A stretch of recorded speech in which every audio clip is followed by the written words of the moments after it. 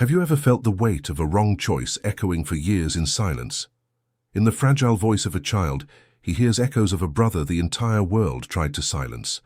By touching the wounds he himself caused, he discovers that making amends isn't always about forgiveness. Sometimes it's about taking action. Do you believe every mistake can be righted? Or are there truths that come too late? If this story interested you, don't forget to subscribe to our channel and tell us what city you're watching from. Now, on with the story. The London heat that July morning was the kind that stuck to your skin, that made the asphalt seem to shimmer under the tires of the stationary cars. Khalil Mansour adjusted the air conditioning in his imported Mercedes and sighed, glancing at the Swiss watch that gleamed on his wrist. Another delay, another meeting that would start late. But for a man who had built an empire of imports and real estate investments, a few minutes waiting in traffic on the A12 meant nothing more than a forced pause in the whirlwind of business that consumed his days. He adjusted the immaculate white gutra on his head, checking in the rear-view mirror that the red agal holding the traditional scarf was perfectly positioned. Appearances mattered. They always had. His father, who had come from Lebanon in the 70s with just a suitcase and a dream, had taught him that. The image of success attracted success. Respect was won first through the eyes, then through deeds. The traffic light remained red.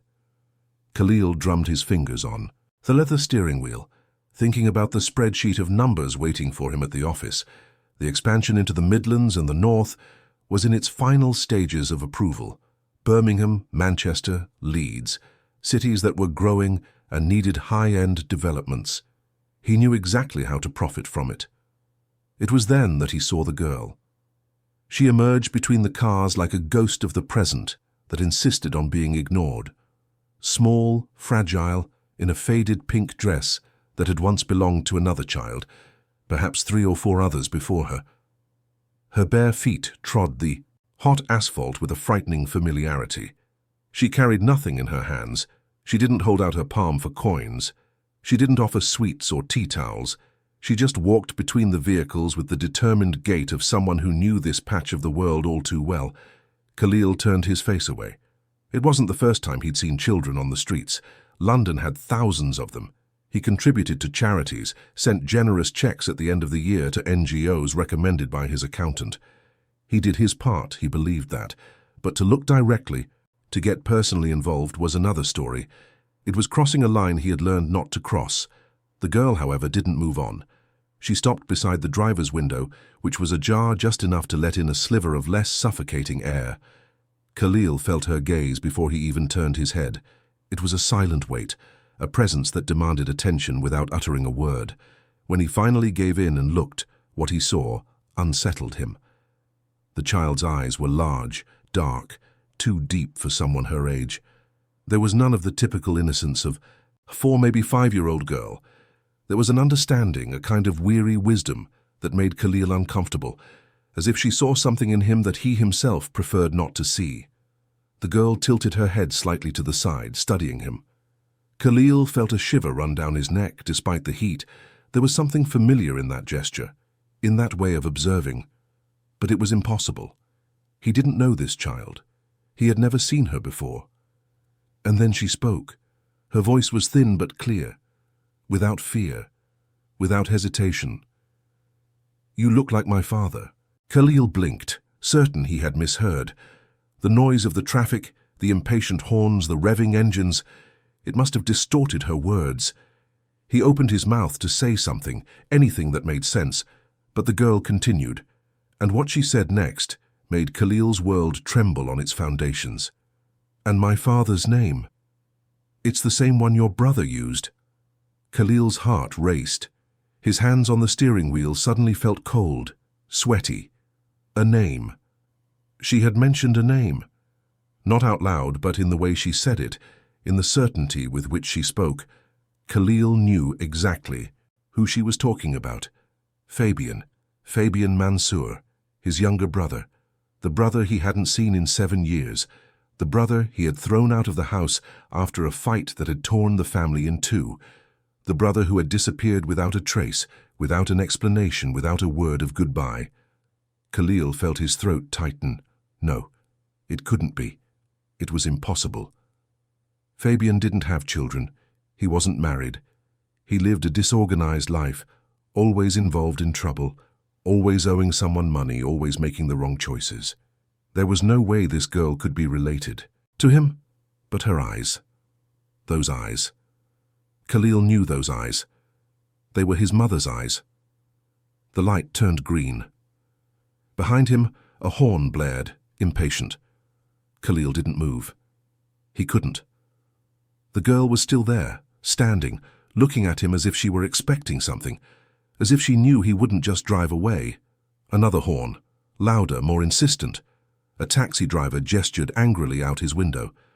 Khalil took a deep breath, trying to regain control. He had to go. He had appointments. He had a company to run. He couldn't stay here, stopped in the middle of the Yi road, talking to a street child who was saying nonsensical things. But then the girl took a step back, and something in her movement, in the resignation of that gesture, made Khalil act on impulse. He unlocked the door, opened it, and got out of the car, ignoring the protests of the drivers behind him. The light turned red again, and he didn't even notice. "Did you know my brother?" Khalil asked, crouching down to be at the girl's level. His voice came out rougher than he intended, laden with an emotion he couldn't name. The girl nodded, her large eyes fixed on his. "He lived with Grandma, in a tiny little house near Dagenham. He called me his daughter." Khalil felt the ground sway. Dagenham, a borough in East London, distant, humble, a world completely different from the Mayfair where he lived. Fabian was there, in that place, for all these years. "And where is he now?" Khalil asked, his voice almost a whisper.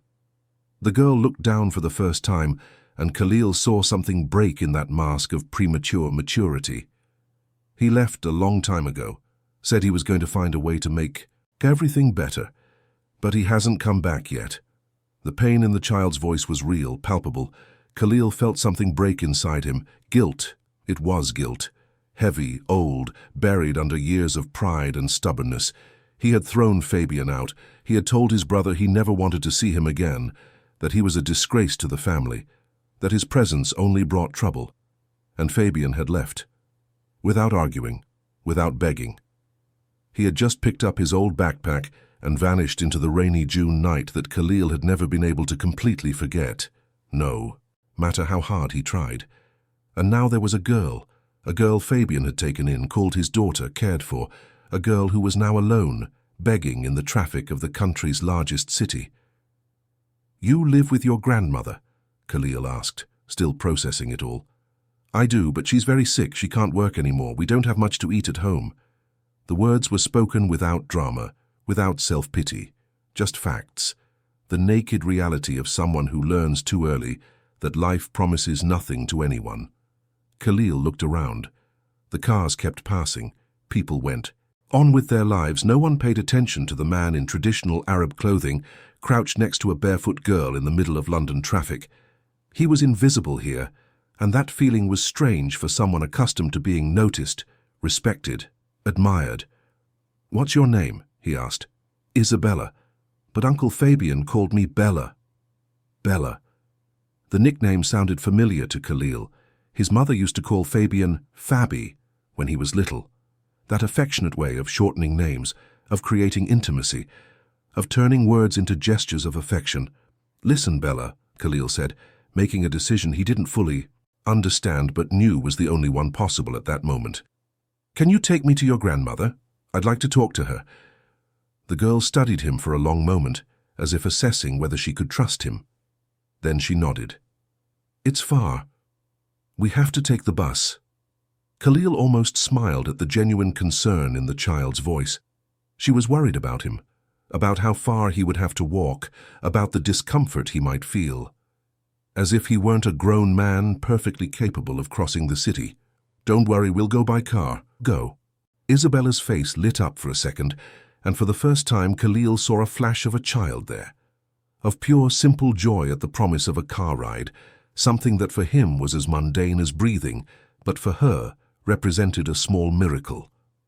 They got into the Mercedes and Khalil started the engine, setting the GPS for Dagenham, while Isabella settled into the leather seat as if it were a throne. She touched everything carefully, reverently, her eyes wide at the buttons, the screens, the silent luxury that enveloped every inch of that space.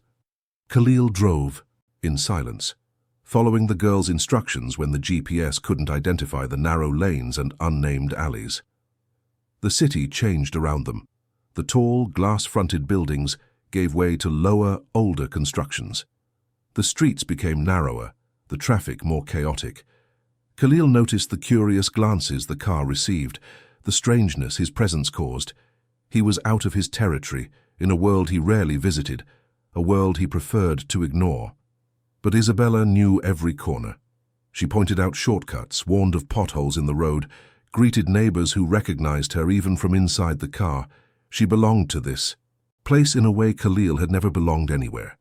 It wasn't possession, it was connection, it was roots. When they finally stopped in front of a small house with peeling walls and a rusty iron gate, Khalil felt his stomach churn. Here. Fabian had lived here. His brother, who had grown up in a mansion in Knightsbridge, who had gone to a private school, who had had everything money could buy, had chosen to live in this place. Or maybe he hadn't had a choice. Isabella got out of the car and ran to the door, knocking excitedly. "Grandma, Grandma, I brought a visitor." The door opened slowly, and an elderly woman appeared.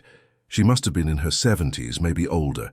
Her face was marked with deep wrinkles, her white hair tied in a loose bun, her shoulders stooped by the weight of difficult years. She wore a worn-out dressing gown and flip-flops. Her eyes, however, were bright, alert, and they widened when they saw Khalil getting out of the car. "Mrs. Constance?" Khalil asked, approaching. The woman didn't answer immediately. She just stood there, studying him, and Khalil saw the exact moment she recognized him. Not him personally, but the surname, the lineage, the clothes that marked his origin. "You're Fabian's brother," she said. It wasn't a question. "I am. Khalil Mansour." Mrs. Constance took a step back, her hand gripping the doorknob as if for support. "Come in. I think we have a lot to talk about." Khalil entered the small house, and the smell of mold mixed with herbal tea filled his nostrils. The interior was even more modest than he had imagined. A tiny living room with a torn sofa, an old television, walls with damp patches. But it was clean, it was organized. There was dignity in that space, however precarious. Isabella disappeared into one of the rooms, and Khalil was left alone with Mrs. Constance, who sat on the sofa with a weary sigh.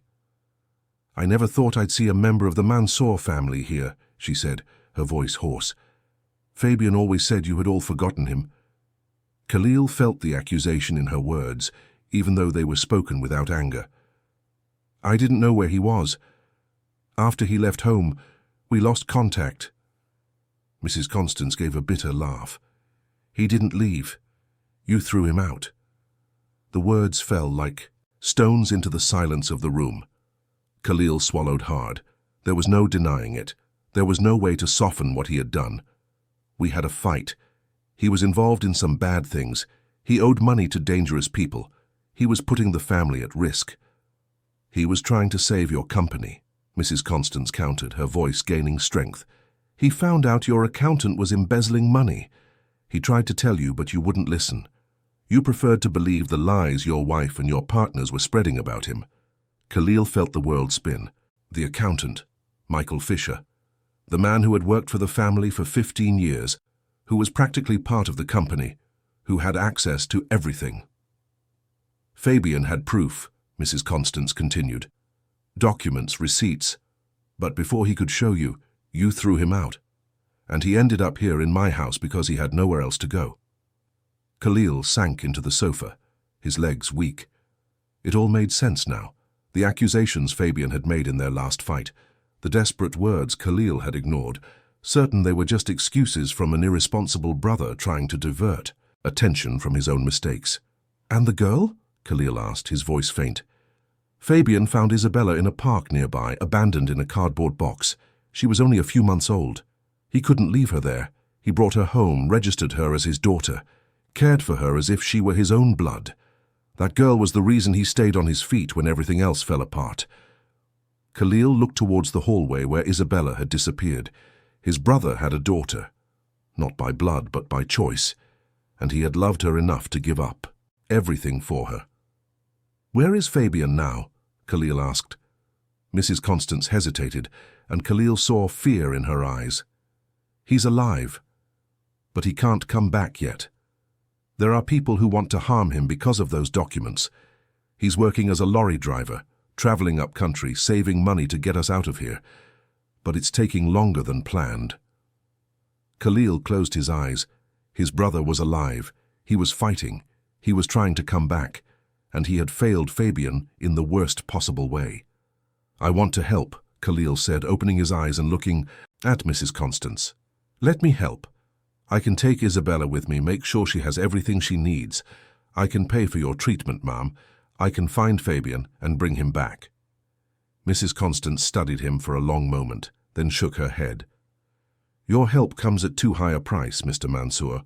Fabian told me what your family is like, how your wife treats those she considers inferior, how your partners step on anyone who gets in the way of business. Isabella will not be used as a pawn to ease your guilt." The words stung, but Khalil knew they were fair. "I don't want to use her. I just want to do what's right." "And what is right?" Mrs. Constance asked, leaning forward.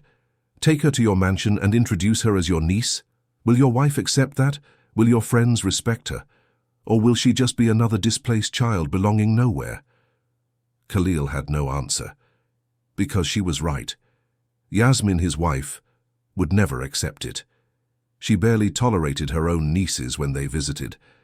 An adopted child of unknown origin from the outskirts, it would be war. "But I can't just leave, not after knowing the truth, not after looking into Isabella's eyes and seeing my mother, my brother, my own forgotten humanity." "Then let me at least ensure you have what you need.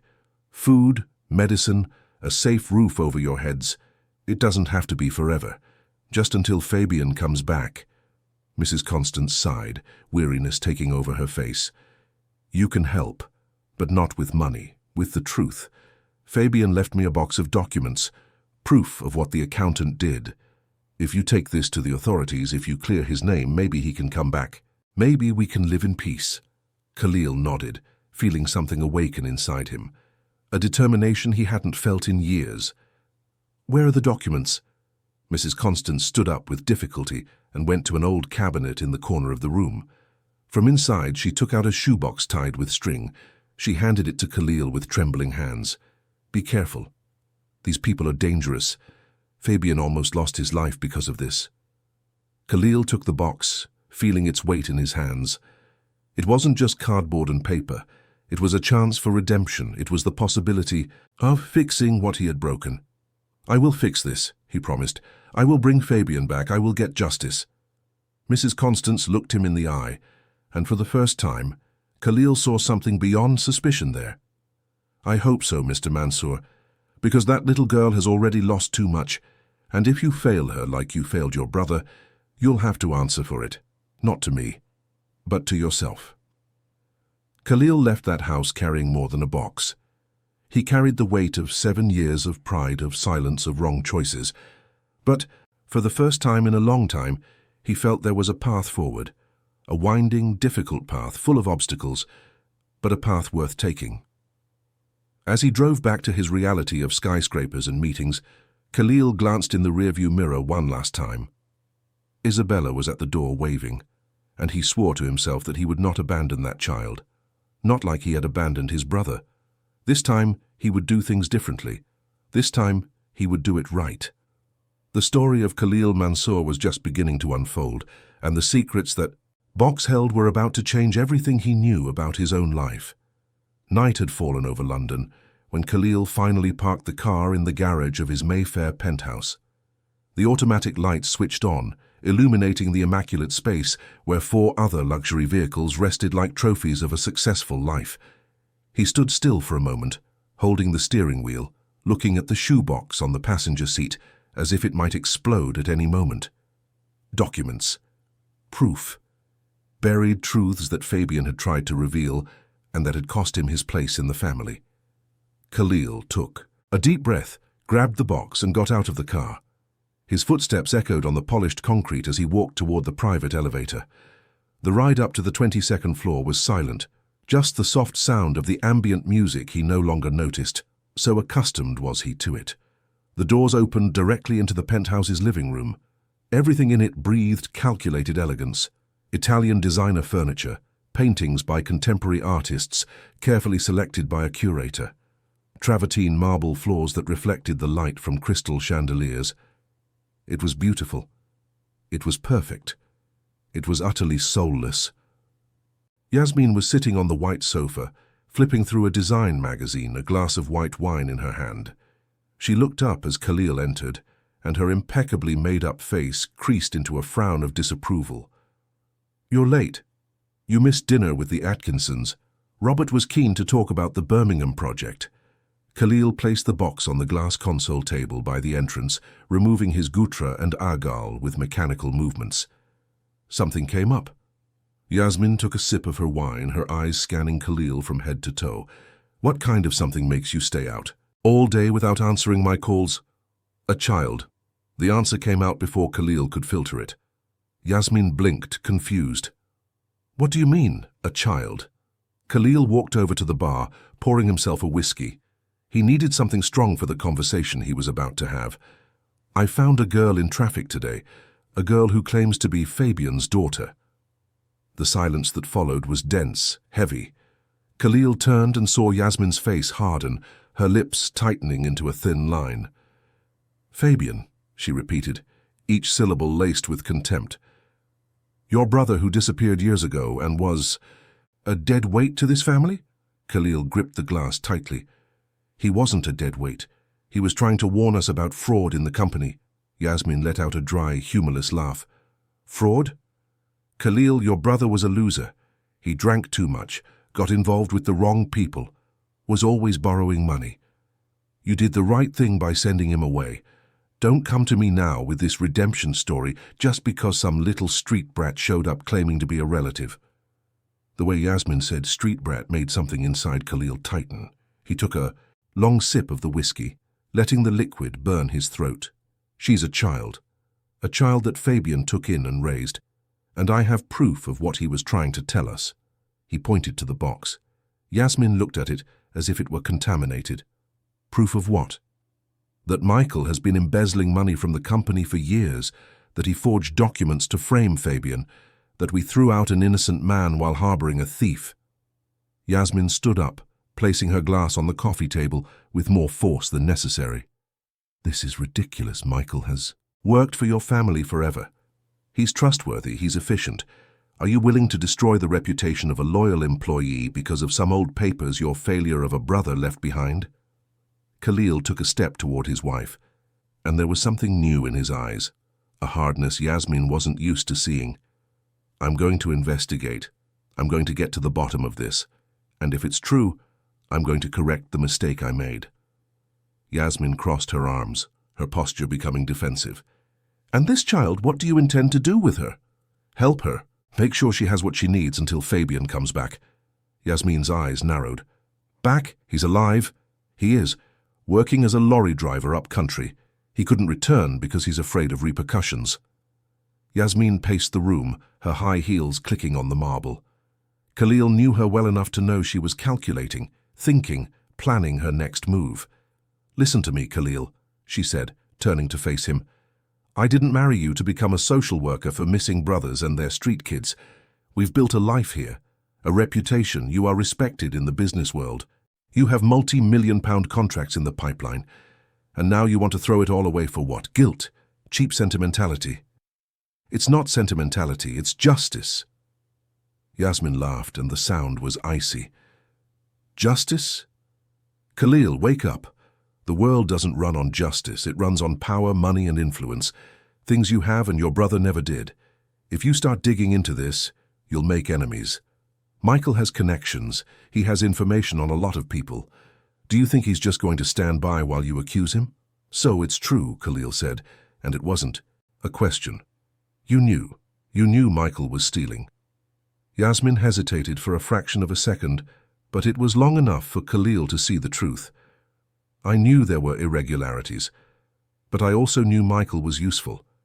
He knows all the shortcuts, all the legal loopholes. Thanks to him, you've saved millions in taxes. One bids you wouldn't have otherwise. So yes, maybe he helped himself to a little in the process. But what's the problem? Everyone wins. Khalil felt the floor open up beneath him. His own wife, the woman he had shared his life with for 10 years. She knew. She was complicit. And Fabian, Khalil asked, his voice low, dangerous. Did you know he was trying to expose this? Yasmin turned her face away, but not before Khalil saw the answer in her eyes. You were the one who convinced Michael to plant evidence against him. You were the one who spread the rumors about gambling debts, about involvement with loan sharks. You destroyed my brother. Yasmin spun to face him, and now the masks were off. I protected our marriage. Fabian was going to ruin everything. He was going to expose operations that benefit half the business leaders in this city. You would have been investigated, prosecuted, maybe even jailed. I did what had to be done to protect us. Khalil felt anger rise, hot and uncontrollable. But with it came something colder, more final. Disappointment. The woman he loved, or thought he loved, was a stranger. Perhaps she always had been. Get out, he said. Yasmin blinked, surprised. What? Get out of my house now. Yasmin laughed, but there was nervousness in the sound. You can't be serious. Khalil, you're tired, confused. Let's sleep on it and talk calmly tomorrow. I have never been more serious in my life. You have until tomorrow morning to pack your bags and leave. I'm calling my lawyer tonight. I want a divorce. Yasmin's face turned pale, then flushed with anger. You will regret this. I know things, Khalil. Things that can destroy you. I can make your life a living hell. Khalil shrugged, and there was a strange lightness in his gesture.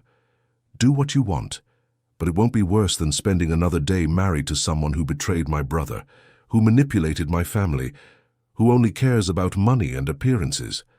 Yasmin grabbed her handbag with a sharp movement, her face contorted in fury. You're going to lose everything, the company, the reputation, your friends, everything. And for what? For a loser brother and a child that isn't even yours.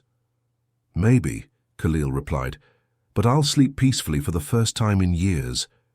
Yasmin stormed out, slamming the door, and the sound echoed through the empty penthouse. Khalil stood there, alone in the middle of that perfect, lifeless room, holding his glass of whiskey. He should have been feeling sadness, remorse, but all he felt was relief. He walked to the balcony, looking out at the illuminated city below. London throbbed, indifferent to the personal dramas of its millions of inhabitants. Somewhere out there, Isabella was sleeping in a small house, dreaming of a father who wasn't coming back.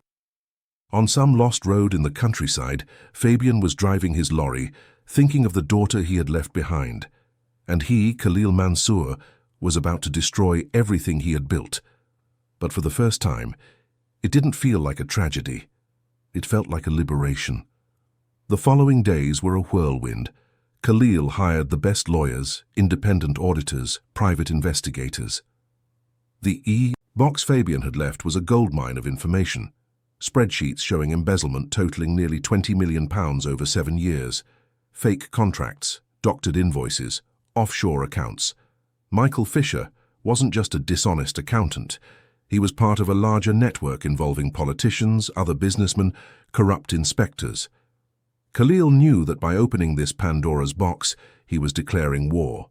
And he was right. 2 weeks after starting the investigations, the attacks began. Articles in specialized blogs questioning the financial health of his companies. Rumors of a tax audit. Old partners distancing themselves.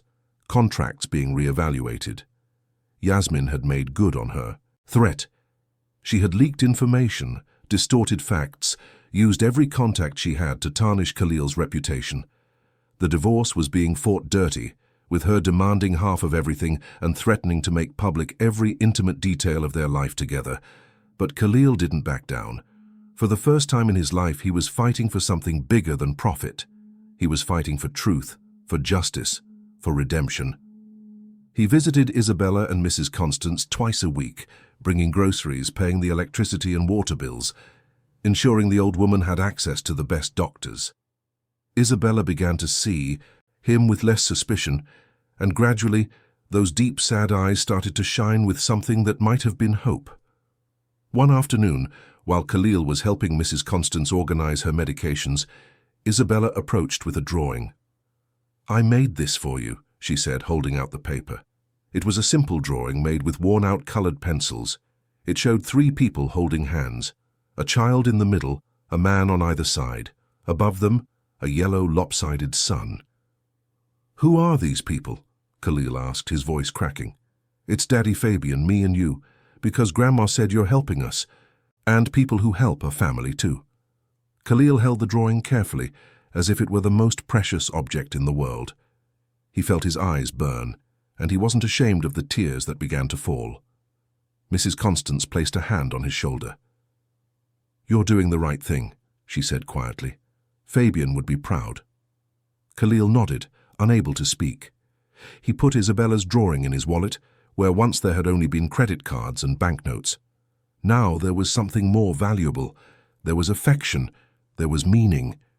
3 months after their meeting at the traffic light, the investigations began to bear fruit. The National Crime Agency opened an inquiry into Michael Fisher and others involved in the scheme. The press began to cover the case.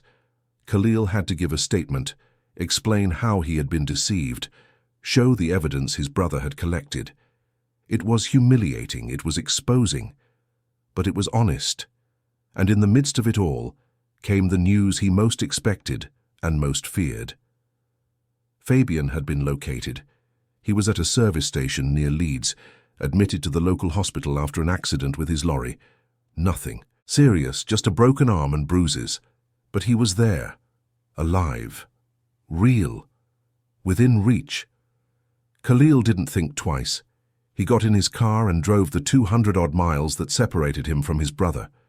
Mrs. Constance couldn't go because of her health, but Isabella went with him, sitting in the back seat quietly humming songs Fabian had taught her. The hospital was simple, part of the NHS, with walls that needed painting and corridors that smelled of strong disinfectant. Khalil walked through those spaces with Isabella glued to him, her small hand holding his tightly. When they reached the room, Khalil stopped at the door. Through the glass he saw a man lying in bed, his arm in a cast, bandages on his face. He was thinner than he remembered, with a stubble and deep dark circles under his eyes. But they were the same eyes. His mother's eyes. Isabella's eyes. Fabian. Isabella didn't wait. She let go of Khalil's hand and ran into the room, carefully climbing onto the bed and hugging Fabian with all the strength her little arms could muster. "Daddy, Daddy, you're back!" Fabian hugged her with his good arm, closing his eyes, his face contorting with emotion. He cried. He cried in a way Khalil had never seen a man cry. He cried for years of absence, of fear, of longing. And then Fabian looked up and saw Khalil standing in the doorway. The two brothers stared at each other across the small space that felt like an abyss. Khalil saw surprise in Fabian's eyes, then suspicion, then something that might have been hurt. But beneath it all, there was something more. There was recognition. There was, perhaps, forgiveness. Khalil took a step into the room, then another, until he was beside the bed looking down at the brother he had abandoned, accused, failed. "I'm so sorry," Khalil said, his voice just a whisper. "I'm so sorry I didn't believe you, for throwing you out, for taking so long to find out the truth." Fabian studied him for a long moment. Isabella snuggled against his chest, watching the two men with attentive eyes. "You're here now," Fabian finally said, "and that's what matters." The words were simple, but they carried forgiveness. They carried a new chance. They carried the possibility of rebuilding. Khalil sat in the chair beside the bed and began to tell him everything. The investigations, the divorce, Michael Fisher's downfall, the network of corruption being dismantled. Fabian listened in silence, processing, sometimes shaking his head in disbelief. "You lost everything because of me," Fabian said when Khalil finished. Khalil smiled, and it was a genuine smile. "I didn't lose. I found what really matters." Isabella yawned, and Fabian nestled her closer. "What happens now?" he asked. Khalil took a deep breath. Now you're going to recover. We'll go back to London together. I'll help you clear your name officially. And then we'll rebuild. The three of us. As a family. Fabian closed his eyes and a single tear ran down his face. I don't deserve you as a brother. Khalil reached out and took Fabian's hand. We both deserve a second chance. And we're going to take it. Isabella fell asleep there, nestled between the two men she loved. And in that simple hospital room under fluorescent lights and the smell of medicine, three broken souls finally began to heal. The road ahead would be difficult. Khalil knew that. There were still legal battles, still financial losses, still social judgments. But for the first time in years, he wasn't alone. He had a brother. He had a niece. He had a family. And that was worth more than any empire he could ever build. When they left the hospital 3 days later, with Fabian still limping but smiling, Khalil looked back one last time. There remained the man he had been, the cold, calculating businessman who measured everything in profit and loss. Now he was someone else. He didn't know exactly who yet. But he was eager to find out. And as they drove back to London, with Isabella singing in the back seat and Fabian by his side, Khalil felt something he hadn't felt since he was a child. He felt at home. The return to London marked the beginning of a new phase, but it wasn't the smooth transition Khalil had imagined. Reality knocked on the door on the very first day, when Fabian, still recovering from his fractures, came face to face with Khalil's Mayfair flat. It was no longer the penthouse. Khalil had sold the property as part of the divorce settlement with Yasmin. He now lived in a smaller 3-bedroom flat, in an older but still comfortable building. It didn't have the ostentatious luxury of before, but it had something more important. It was honest. Every piece of furniture in it had been bought with clean money, every bill paid with decent work. Fabian stopped at the entrance, looking around with a cautious expression. Khalil sensed his brother's discomfort and understood. 7 years was a long time. The wounds were still there, scarred on the outside but painful within. Your room is on the left, Khalil said, pointing down the hallway. Isabella will be in the room next to it. Mine is at the end. Fabian nodded but didn't move. Isabella, less affected by the silent tensions between the adults, had already run off to explore the flat, her laughter echoing through the rooms. I don't know if I can do this, Fabian said quietly. Khalil turned to face him. Do what? Live here, with you, as if nothing happened.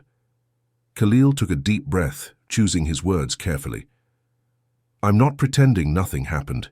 It did. And it was terrible. But we can't change the past. We can only try to build a different future. Fabian let out a bitter laugh. You talk as if it's easy, as if you can just erase years of hurt with good intentions. It's not easy, Khalil agreed. And I'm not asking you to erase anything. I'm just asking for a chance to prove that I've changed, that I've learned, that I'm no longer the man who threw you out of that house. Fabian studied him for a long moment, then sighed. All right, we'll try. For Bella. She deserves to have a real family. Khalil nodded, knowing that would have to be enough for now. Trust wasn't won back in a day. But every small step counted. The first few days were strange. Fabian spent most of his time in his room, only coming out for meals and to play with Isabella. Khalil tried to give him space, but also looked for opportunities to talk, to reconnect. He discovered that Fabian liked to cook, something he hadn't known. His brother prepared simple but tasty dishes, using seasonings he'd learned from Mrs. Constance, recipes that spoke of years of living with little, but making it go a long way. One evening, Khalil walked into the kitchen and found Fabian making a chicken stew. The smell was comforting, homely, different from the expensive restaurant meals Khalil was used. Can I help? Khalil asked. Fabian hesitated, then pointed to the potatoes. You can peel those. They worked side by side in silence, only the sound of knives against cutting boards filling the space. It was strange and familiar at the same time. Khalil remembered when they were kids, helping their mother in the kitchen on Sundays, before everything got complicated, before the money, the ambitions, the betrayals. You know, Fabian said suddenly, without taking his eyes off the pot. "When I was on the road driving that lorry day and night, I thought about you a lot." Khalil stopped peeling, waiting. "I thought about how close we were as kids, how you always defended me at school, how we promised we'd be partners one day, that we'd build something together."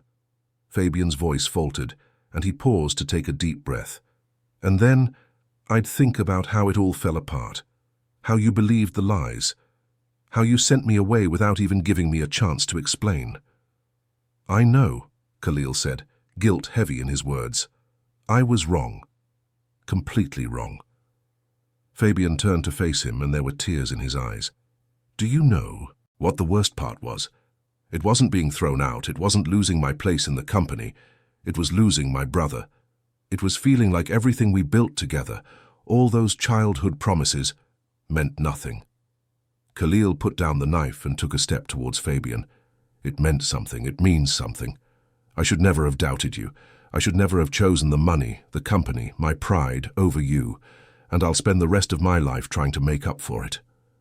Fabian closed his eyes and the tears streamed freely. "I just wanted my brother back." Khalil hugged him then, and Fabian didn't resist. The two of them stood there in the modest kitchen of that flat, crying out years of pain, of separation, of unspoken words. Isabella appeared at the door, saw the two men embracing, and without fully understanding but sensing the importance of the moment, she ran and hugged them too, creating a small circle of affection and redemption. That night marked a turning point. Conversations became easier. Smiles became more frequent. Fabian started telling stories from the road about the people he'd met, the places he'd visited. Khalil talked about the company, about the challenges he faced in rebuilding his reputation, about the legal proceedings that were still ongoing. But the problems hadn't disappeared. Yasmin continued to make the divorce as painful as possible. She demanded absurd amounts, claimed she was entitled to half of everything, including companies that were already failing because of the scandal. The lawyers were consuming money that Khalil no longer had in abundance. And then came the hardest blow. Michael Fisher, realizing he was going to be imprisoned, decided to take others down with him. He began to cooperate with the prosecution, revealing schemes that went far beyond what Khalil had imagined. And in the midst of these revelations, he dropped a bombshell. Part of the embezzled money had been used for political campaigns, for bribing inspectors, for rigging bids. And although Khalil didn't know, although he had never authorized it, his name was on some documents, forged signatures, but they looked real. Michael had protected himself over the years, creating a web of shared responsibility to ensure that if he went down, he would take others with him. The news came via a summons from the police. Khalil had to give another statement, this time as a person of interest in the crimes. The media had a field day. The headlines screamed about the Arab businessman who had built a fortune through corruption. It didn't matter that he was the victim. It didn't matter that he was trying to do the right thing. Public perception was relentless. Clients cancelled contracts. Suppliers demanded upfront payments. Banks cut off lines of credit. Within weeks, what was left of Khalil's empire began to crumble. One morning, he was sitting at the kitchen table surrounded by papers, bills to pay that amounted to more than he had in his account, legal notices, summonses. Fabian sat across from him, a cup of coffee in his hands. "How much do you have?" he asked directly. Khalil ran a hand over his tired face. "Not much. Very little. Maybe enough to pay the bills for another 3 months. After that, I'll have to sell this flat too." "And the company?" "Bankrupt. Or close to it. The remaining partners are trying to force me out. They want to buy my share for a pittance and carry on without me." Fabian took a sip of his coffee, thoughtful. "And you're going to let them?" Khalil shrugged, defeat evident in his eyes. "I don't have much choice. I need money for the lawyers, for the bills, to take care of you two." "We don't need much," Fabian said. "We lived on little for years. We can do it again." "But Isabella deserves more. She deserves to go to good schools, to have opportunities, to never have to beg in traffic again." Fabian leaned over the table, forcing Khalil to look at him. "Bella needs love, stability, a family. We'll figure out the rest. Don't destroy yourself trying to give her material things. Give her you. Present, whole, honest. The words hit Khalil hard. He had spent so much time chasing success, accumulating possessions, building empires, that he had forgotten the basics. Presence, affection, time. You're right, Khalil said quietly. I just don't know how to start over, how to live without everything I built. Fabian smiled, and there was understanding in that smile. You learn. It's hard, it's humiliating sometimes, but it's also liberating. When you have nothing to lose, you find out who you really are. Khalil nodded, feeling something settle inside him. He would make the decision. He would sell what was left of the company. He would pay off what debts he could, and he would start from scratch. But life still had more twists in store. 2 weeks later, Mrs. Constance passed away. It was peaceful in her sleep, but it left a huge void. Isabella cried for days, and neither Khalil nor Fabian knew quite how to comfort a child in the face of death. They were just there, holding her, letting her cry, showing her she wasn't alone. The funeral was simple, in a public cemetery in Dagenham. Neighbours attended, people Mrs. Constance had helped throughout her life. Faces marked by the hardship of living on the outskirts, but also by the solidarity that only adversity teaches. After the service, the vicar approached Khalil and Fabian. Mrs. Constance left something for you, he said, handing them a yellowed envelope. Khalil opened it. Inside, a letter written in a shaky but legible hand. My dear boys, wrote Mrs. Constance, if you are reading this, it means I have gone. Don't be sad for me. I lived a long life, and in the end, I had the joy of seeing a family rebuild itself. Take care of my Bella. She is special. She has a heart too big for this small world. And you two forgive each other completely. Life is too short to carry grudges. Be happy. Be true brothers. It's all an old lady asks. Khalil folded the letter carefully, his eyes burning. Beside him, Fabian wiped away his tears without shame. She was right, Fabian said. Life is too short. Khalil looked at his brother, and for the first time in 7 years, he saw only love there. No more hurt. No more resentment. Just the brother he had in childhood. The brother he had lost and now found again. They returned home in silence, Isabella sleeping in the back seat.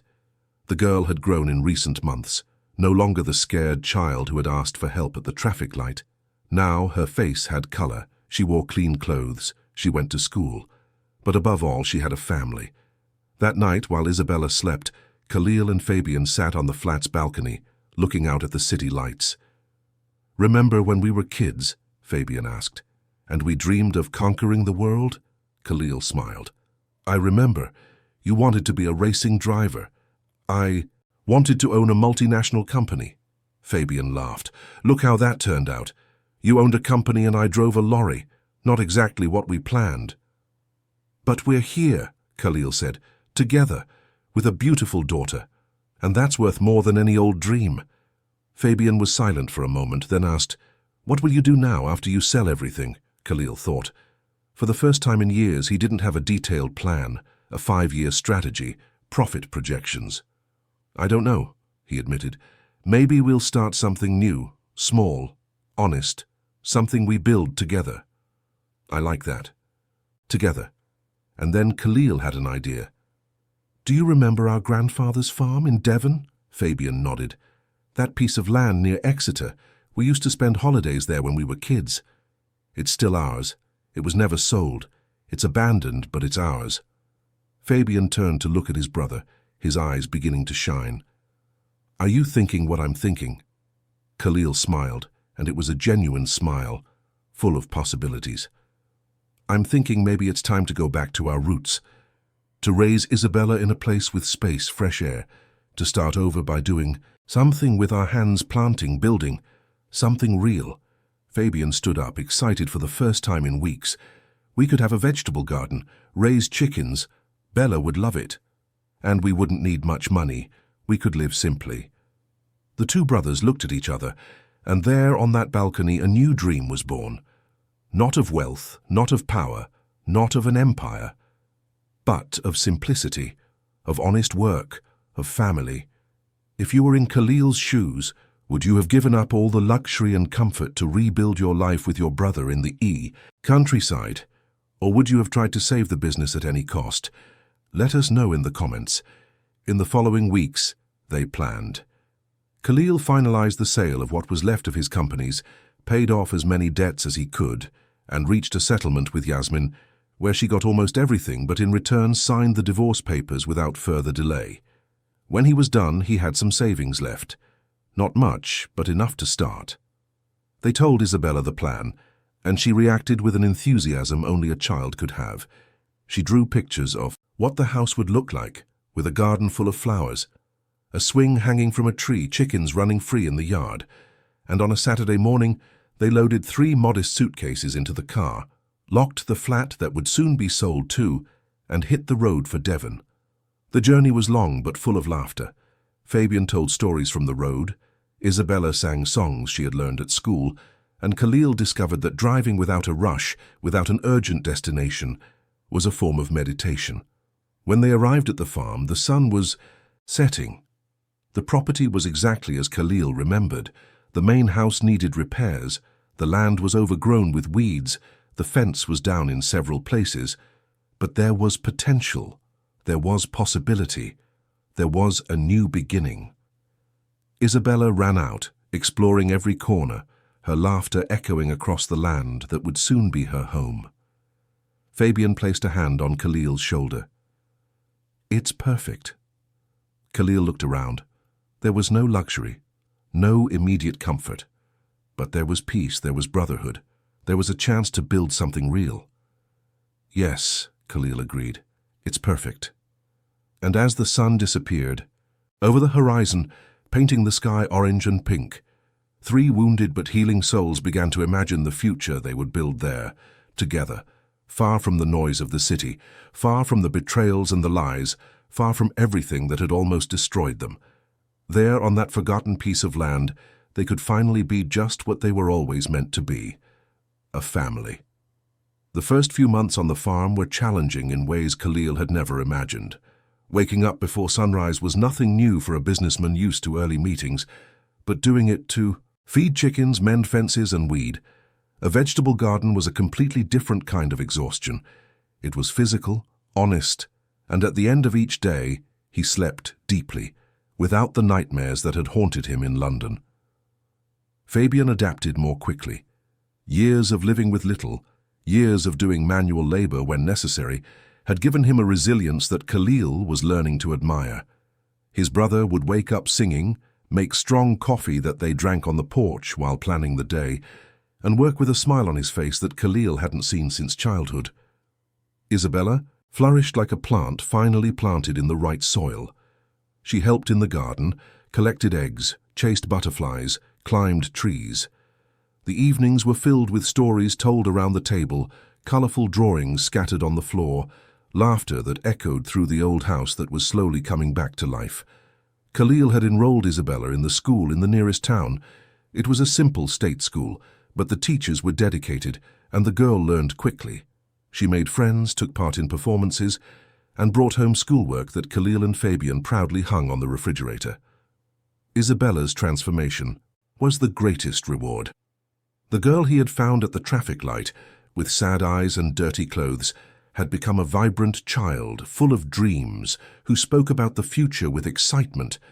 She wanted to be a veterinarian, to take care of animals, to have her own farm one day. And Khalil made sure to nurture those dreams, to show her that anything was possible with hard work and dedication. But it wasn't all roses. Money was tight. Khalil had sold everything he had, but the debts had consumed most of it.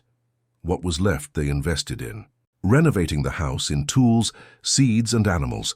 They lived frugally, stretching every penny as far as it would go. Some days were particularly difficult, when the harvest was poor, when an animal got sick, when an unexpected bill arrived. In those moments, Khalil felt a tightness in his chest, a voice whispering that he had made a mistake, that he had thrown away an empire for a romantic ideal. It was on one of those difficult nights that Fabian found him sitting alone on the porch, staring at the stars. Having regrets? Fabian asked, sitting beside him. Khalil hesitated, before answering honestly. Sometimes, when I look at Isabella and think of everything I could have given her if I had kept the money. A first-class education, travels, opportunities. Fabian was silent for a moment, then spoke softly. You know what I learned living with Mrs. Constance. A child doesn't need wealth. She needs presence. Bella has two people who truly love her, who are here every day, who teach her about work, honesty, family. That's worth more than any bank account. Khalil sighed. I know that in my head, but sometimes my heart still aches. That's because you're still saying goodbye to the man you were, and that's okay. Change hurts, but look around. Look at what we've built in a few months. It's not perfect, but it's ours. It's real. Khalil looked at the farm, the house with its lights on, the garden that was beginning to bear fruit, the chicken coop where Isabella spent hours talking to the animals. Fabian was right.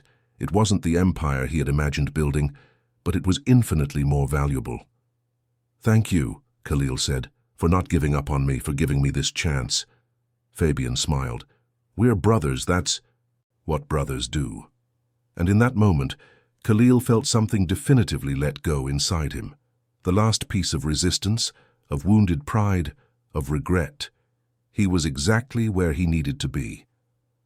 The months turned into a year. The farm prospered modestly. They sold eggs, vegetables, and greens at the town market. It didn't bring in much, but it was enough to live on. Khalil learned to fix roofs. Fabian built a small, expanded chicken coop, and Isabella now had a stray dog they had adopted from the street, who followed her everywhere. Life was simple, but it was full. And then, one Sunday afternoon, they received an unexpected visitor. A car pulled up in front of the house, and a man in a suit got out, completely out of place in the rural setting. Khalil recognized him immediately. It was Roger, one of his former partners, one of the few who hadn't completely abandoned him during the crisis. Roger looked around, clearly surprised by what he saw. Khalil, is that really you? Khalil wiped his dirt-stained hands on his denim trousers and approached. Roger, what a surprise. What brings you here? Roger hesitated as if he didn't know. Where to begin? I needed to see you, to tell you in person. Tell me what? Michael Fisher was convicted, 15 years in prison, and in the sentencing, the judge made it clear that you were a victim, not an accomplice. Your name has been officially cleared. Khalil felt his heart race. Cleared. His name was cleared. And there's more, Roger continued. With the conviction, we managed to recover some of the embezzled money.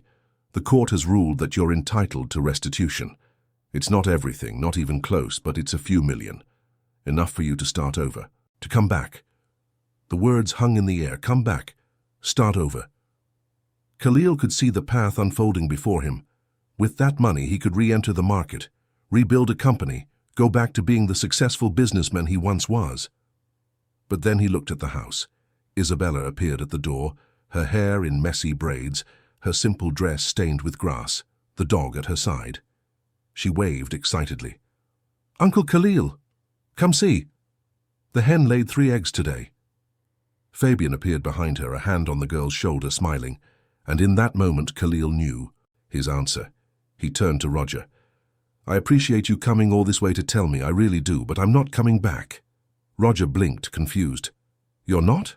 Khalil, you have a chance to get it all back, to clear your name publicly, to be who you were again. Khalil smiled, and it was a smile of genuine peace. I don't want to be who I was again. That man was ambitious, successful, but he was empty. This man here, Khalil gestured to himself, covered in dirt, in simple clothes. This man has something far more valuable. He has family, he has purpose, he has peace.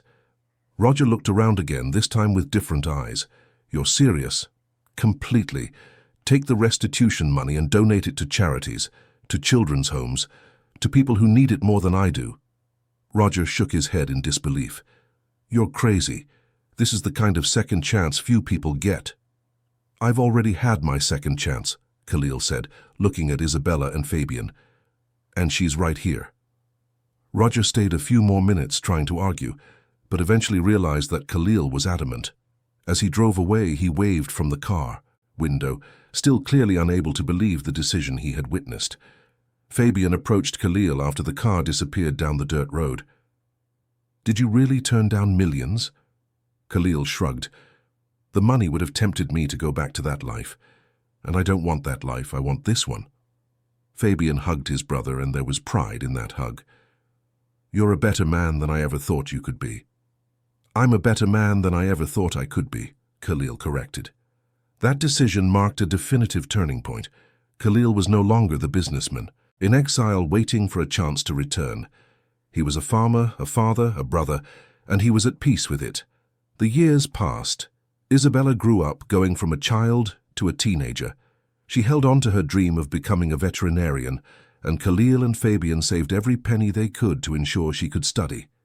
The girl was bright, dedicated, and full of compassion for every living creature. The farm expanded modestly. They bought more chickens, a few goats, planted fruit trees. They became known in the region as the brothers who left everything in the big city to live off the land. Some thought they were crazy. Others admired them. Khalil never regretted it. He learned to measure wealth differently, not in digits in a bank account, but in afternoons playing with Isabella, in deep conversations with Fabian at night, in watching the sunset paint the sky with impossible colors, in harvesting with his own hands the food he had planted. One day, Isabella came home from school with a proposal. "We're doing a project on life stories. Can I tell ours?" Khalil and Fabian exchanged glances. "Our story?" Khalil asked. "Yes, about how we met. About how you found me at the traffic light and changed everything. About how our family rebuilt itself." Khalil felt his eyes burn. He sometimes forgot that for Isabella, that chance encounter in London traffic wasn't just a memory. It was the moment that had defined her life. "Of course you can," he said, his voice thick with emotion. "Tell them everything." On the day of the presentation, Khalil and Fabian sat at the back of the classroom, among other parents. Isabella, now 13, stood confidently at the front of the class. She told the story with an eloquence that surprised even Khalil. She spoke of the girl who lived by begging, of the man in white who stopped his car, of the journey of redemption and forgiveness. She spoke of how true love sometimes means letting go of everything you think is important to discover what truly matters. When she finished, there were tears on many faces. The teacher was visibly moved, and Khalil wasn't ashamed of the tears streaming down his own face. Later, on the way home, Isabella held Khalil's hand. "Thank you," she said softly. "For what?" "For not leaving me at that traffic light, for choosing us over the money, for giving me a family." Khalil stopped the car on the side of the road, unable to keep driving with the emotion that overwhelmed him. He turned to look at Isabella and Fabian. "You saved me," he said, "not the other way around. I was lost, empty, chasing things that meant nothing. You showed me what's really important." Fabian put a hand on his brother's shoulder. "We saved each other. That's what families do." And there, in that simple car, on the side of a dirt road in Devon, three people whom fate had brought together in the most unlikely way silently celebrated the miracle of having found each other. A few more years passed. Isabella went to university studying veterinary medicine in a nearby city. She came home every weekend, always with stories about what she was learning, about the animals she was helping to treat. Khalil and Fabian grew old together, their hair graying, their hands calloused from work, but their hearts light. They expanded the farm a little more, now taking in rescued animals that Isabella brought home. They became a kind of informal sanctuary, known for the kindness with which they treated every creature. One Saturday morning, Khalil woke up to find Isabella on the porch. Now a young woman in her early 20s, a qualified vet, she was looking out over the property with a thoughtful expression. "What are you thinking about?" he asked, sitting beside her. "About everything that happened. About how my life could have been completely different." Khalil waited for her to continue. "If you hadn't stopped that day, if you had just driven on like everyone else, where would I be now? Still on the streets alone, maybe not even alive." "Don't think like that." "But I have to, because it makes me appreciate every moment, every meal around this table, every laugh, every hug. None of this was a given. It was built on choices, your choices. Khalil took Isabella's hand, and yours too. You chose to trust a stranger. You chose to give us a chance. You chose to build this family with us. Isabella leaned over and rested her head on Khalil's shoulder. You know, I don't remember my birth mother, she said softly. I don't remember anything before I was found, but it doesn't matter because you two are my real parents. You chose to love me, and that means more than any blood tie. Khalil hugged the young woman who had saved him and whom he had saved in return. Fabian appeared at the door, bringing coffee, and joined them on the porch. The three of them sat there in comfortable silence, watching the sun rise over the land they had turned into a home. And Khalil realized that this was true wealth, not the mansions, not the imported cars, not the overflowing bank accounts, but this moment, this peace, this love. He thought of the man he had been, the cold, calculating businessman obsessed with success. That man would never have experienced this feeling of fullness. He would never have known this kind of happiness. He had lost an empire, but gained a home. He had abandoned luxury, but found richness. He had given up power, but won freedom, and as the sun painted the sky gold, Khalil knew he would do it all again, in exactly the same way. Because that 4-year-old girl, with big eyes and a dirty dress, had given him the greatest gift of all, the chance to become human again. The chance to start over. The chance to love. The chance to be finally enough. Not because of his achievements or possessions, but simply for existing, for being present, for being part of that circle of affection that fate had so improbably stitched together. Isabella stood up, stretching her arms. I'm going to check on the animals. That goat's leg is still injured. Khalil watched her walk away, so different from the frightened child he had met. And then he looked at Fabian, his brother, his friend, his partner on this crazy journey. Was it worth it? Fabian asked, as if reading his thoughts. Khalil smiled, a full, true smile without shadows. Every second. And it was true. Every sacrifice, every challenge, every moment of doubt. It had all been worth it to get here, to this piece of land where 3 wounded souls had finally found healing. The traffic in London was still chaotic. Traffic lights still held up impatient cars, and surely other children still begged on the street corners. But for Khalil, Fabian, and Isabella, that one specific traffic light, that one seemingly chance encounter, had changed everything. It had proven that a single moment of attention, a single act of kindness, a single choice to stop instead of moving on, could rewrite entire destinies. That family is not defined by blood, but by choice. That wealth is not measured in money, but in love. That new beginnings are possible, even when all seems lost. And that sometimes losing everything is the only way to find what truly matters. Dear listeners, we hope the story of Khalil, Fabian, and Isabella has touched your heart. If you were moved by this journey of forgiveness, redemption, and family love, click the like button, subscribe to the channel, and tell us in the comments what marked you most in this narrative. Would you have made the same choices as Khalil? Would you have given up everything for the love of your family? Every day, we bring intense stories like this one, which reveal the deepest side of the human soul, which make us reflect on what really matters in life. We look forward to seeing you in the next episode with another story that will touch your soul and make you rethink your own priorities. Until then, remember, true love is always worth more than any fortune.